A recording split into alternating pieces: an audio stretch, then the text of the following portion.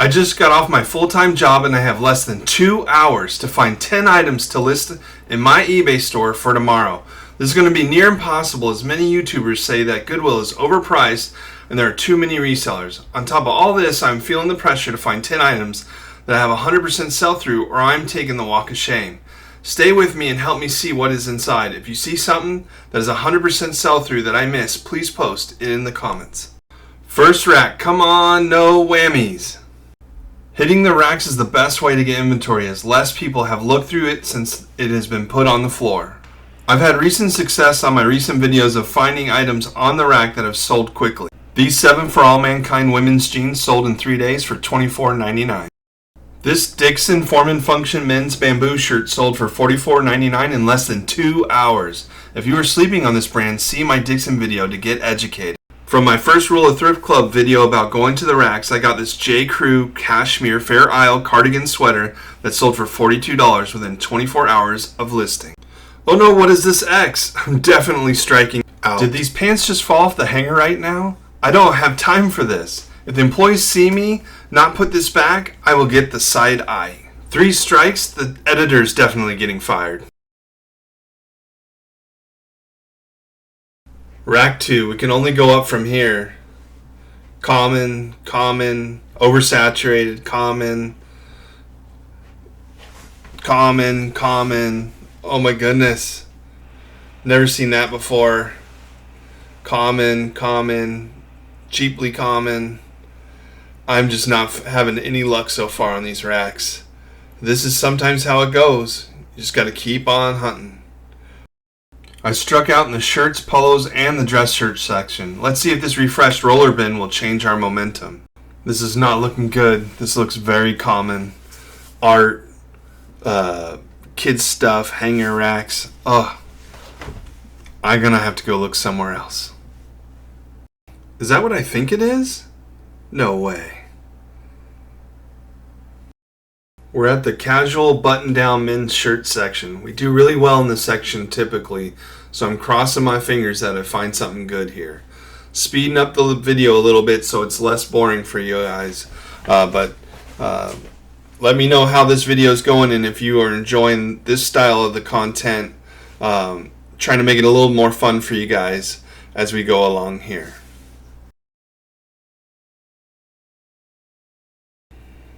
We might have found something. What is this? It's a Tommy Bahama silk Hawaiian shirt. Let's make sure that this thing's good. First check, is it visually appealing? Yep. Second check, is Goodwill asking too much? $6.99, what? This is not typical of my Goodwill. I pay at least $9.99 to $14.99 at this location. Third check, we're checking for rips and stains. Fourth check, does it have all the buttons?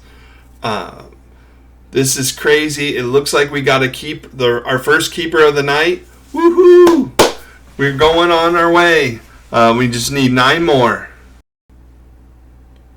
This M&M shirt made me want to snack. It had no tags on it, so I definitely put it back, but did like it. But I couldn't find any identifying thing that said this thing was authentic, so I put it back.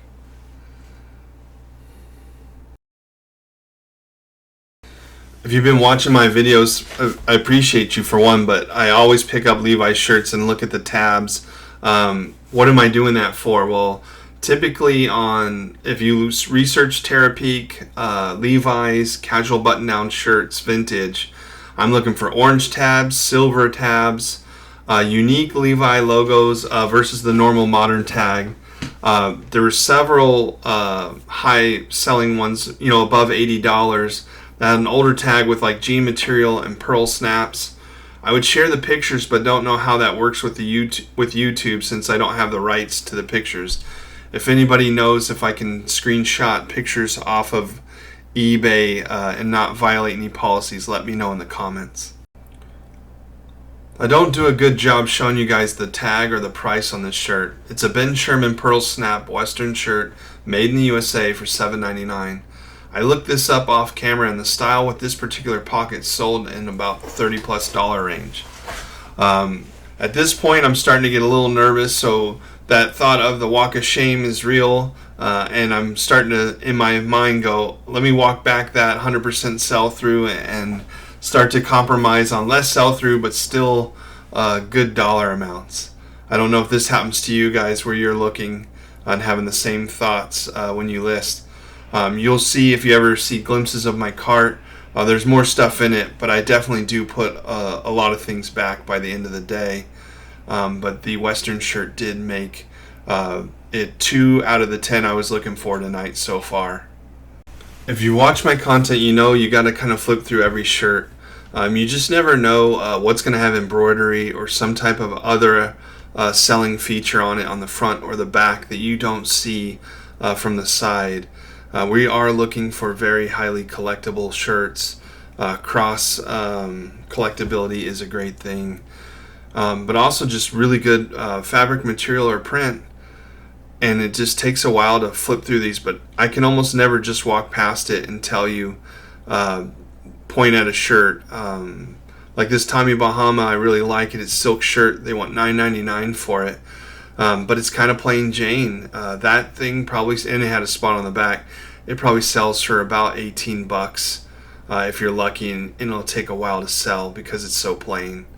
There's another Tommy Bahama. I really love this print. It's well taken care of. You got a dry cleaning tag here on the bottom, but they want $14.99 for it. I've never sold that style of Tommy Bahama, so I put it back. Although I did think the print was good. For $9.99, I probably would have picked it up and sold it in the $25 to $35 range. It's kind of an art and a science here. I don't always use the eBay numbers. I've sold enough Tommy Bahama that I kind of have my feel for what's good, what's not good. And yeah, so I make the judgment, but at the end of the day, you know, I pay the price if I keep collecting things that don't sell well. Men's jeans time. Always looking for some old vintage Levi's. There's some nice quality Levi's in here. Just checking them out. I start to notice an odor right around now with a few of the pairs, and I can't really identify it. But if you're ever in a Goodwill as a reseller, you definitely want to smell test every piece of clothing, article of whatever you buy. Do not buy something putrid smelling that is going to turn the customer's stomach over. I think I end up putting it out on the top of the rack here, and I tell a worker that their pants are really, really smelly. You can kind of tell on the inside of the pockets here, they're brown, and that, whatever that is, caused a very bad smell. And I don't even consider buying the pants because they're just not sellable in that condition.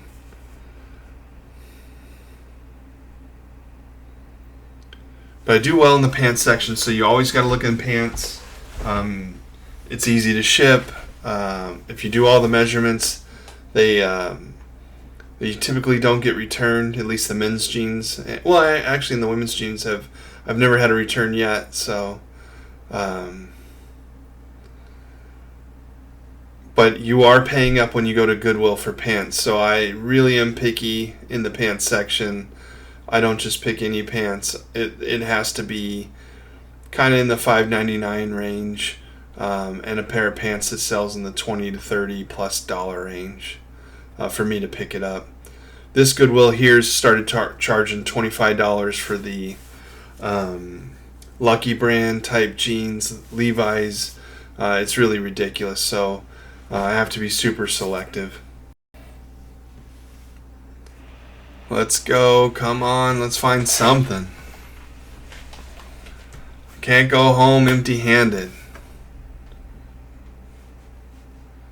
Alright, I got 2 out of the 8 items. I need 8 more items to complete my night. We're 10 minutes into this thrifting trip, and I have 2 items. I have to go super fast through all the sections to make sure I can get done in time and look over the whole store before before they close.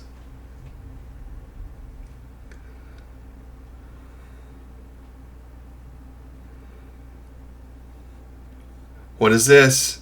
Fat Farm jeans, slim, size 36, length 34, and a decent price, $5.99. Embroidered pockets, 90s.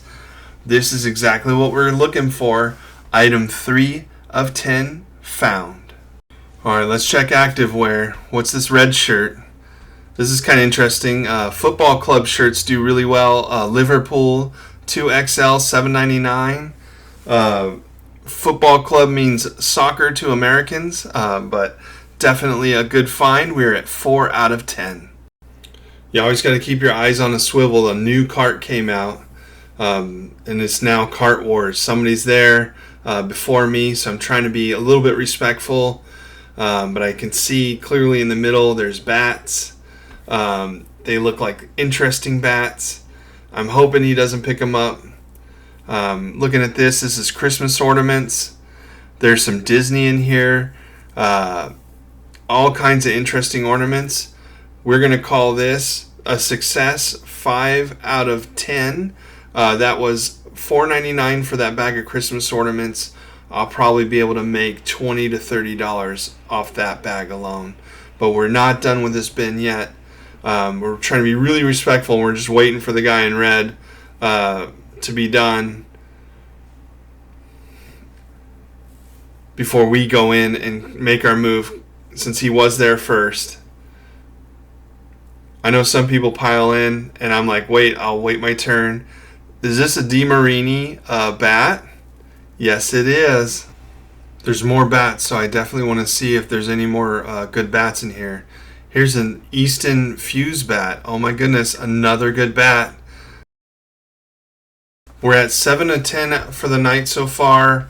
We need 3 more items. We're in the glassware section. I like sourcing glassware, but I don't like sourcing loose glassware. I definitely prefer them in boxes. So whenever I see boxes on the bottom, I check it out. And oh my goodness, this is an actual decent looking mug that comes out of a box.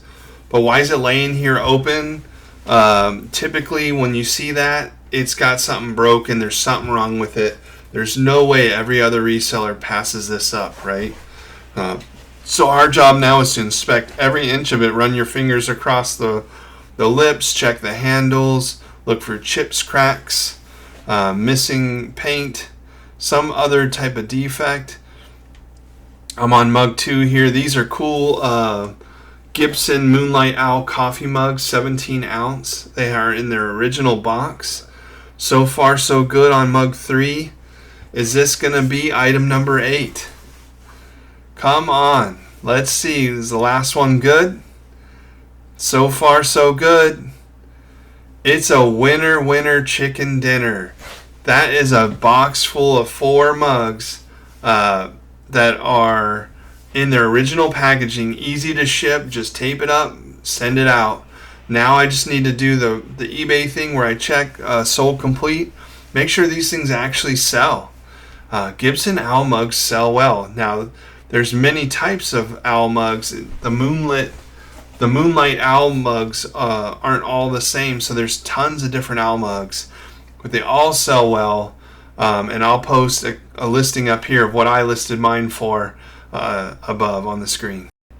And the buy cost for this one is on the bottom of the box, $6.99. Not bad for some owl mugs. Alright, we're at 8 out of 10. We've entered the toy aisle. Struck out in Christmas and vases, kitchenware. What is this? It's a bag of toys. It's Little People.